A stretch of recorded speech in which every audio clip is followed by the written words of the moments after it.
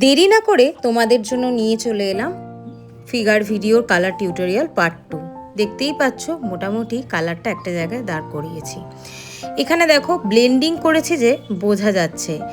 আর এক্ষেত্রে আমি বলবো তোমরা যখন কোনো স্ট্রাকচারের ওপর কালারের কাজ করবে একটা স্টেপ বাই একটা স্টেপ, মানে ধরো একটা পোর্শন কালার করেছো, দেন ওটাকে একটু শুকোতে দেবে, ওটা মোটামুটি যখন একটু টেনে যাবে দেন নেক্সট স্টেপটা অ্যাপ্লাই করবে। আমি ম্যাক্সিমাম ক্ষেত্রে আমার সামনে কালারের কালারের যে ট্রেটা হয় যার মধ্যে রেখে আমরা কালারের কাজ করি যাতে কালারটা না শুকিয়ে যায়, তার থেকে আমার নিজের হাতটাকে বেশি ইউজফুল মনে করি।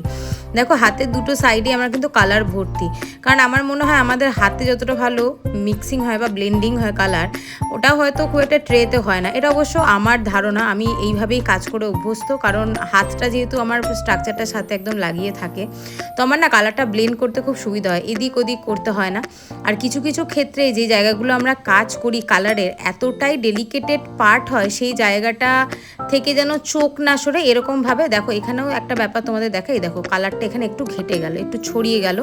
এই ছড়ানোর জিনিসটাকে আমি কি করে ঠিক করছি, দেখো কালারটাকে হালকা জল দিয়ে একটু ছড়িয়ে দিলাম, তাহলে একটা কি হলো, শেড চলে এলো, একটা ব্রাউনিশ শেড চলে এলো। যখন তোমরা দেখবে যে কালারে যে শেডিংটা আমরা করতে চাইছি, মানে ধরো আমি সাদা ভাবটাও রাখতে চাইছি, ব্রাউনটাও রাখতে চাইছি, সেক্ষেত্রে কি করব, যদি কোনো জায়গায় ব্রাউনটা আমার বেশি হয়ে যায়, ওটাকে জল দিয়ে, যে জায়গাটা আমি ব্রাউন কালারটা প্রথমে স্ট্রংলি দিয়েছিলাম সেখান থেকে জল দিয়ে ওটাকে ওয়াশ করতে হয় আস্তে আস্তে, তুলি দিয়েই বুলিয়ে বুলিয়ে।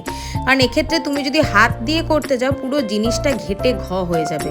আমি দেখো এখানে কিন্তু 40 তুলি দিয়ে জিনিসটাকে ব্লেন্ড করছি, আর যেখানে যেখানে আমার মনে হচ্ছে ভুল হচ্ছে সেই জায়গাটা যে আমি তুলি দিয়ে রিমুভ করছি সেটাও কিন্তু তুলির সাহায্যেই করছি এবং জল ইউজ করে।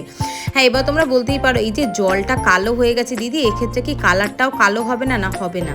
টিস্যু পেপার নামে একটা জিনিস হয়, তোমরা সকলেই জানো, মানে যেটাকে আমরা বলি ভেজা ওয়াইপস না, শুকনো যে ওয়াইপসটা হয়, সেই ওয়াইপস একটা সব সময় নিজের পাশে রাখবে। দেখো আমারও একটা কাগজের মতন রাখা রয়েছে যার মধ্যে আমি তুলিটা মুছছি এবং কাজ করছি। এক্ষেত্রে তোমার জলটা যদি কালোও হয়ে যায়, সেক্ষেত্রে তুমি যতবার ওই কাগজটায় মুছে নেবে তোমার তুলিটা কিন্তু পরিষ্কার হয়ে যাবে।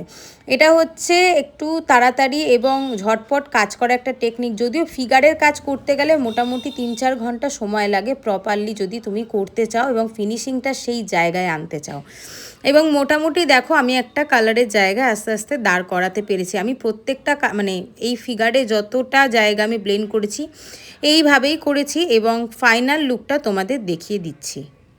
এই হচ্ছে ফুল আউটকামটা। কেমন হয়েছে আমাকে জানিও। যেদিন আমি এটাতে টাসেল ফিটিং করব বার্নিশ করে, সেই ফুল লুকটাও তোমাদের সাথে শেয়ার করব এবং এর সাথে কি কানের দুল করা যায় সেটা অবশ্যই আমাকে কমেন্ট বক্সে জানিও।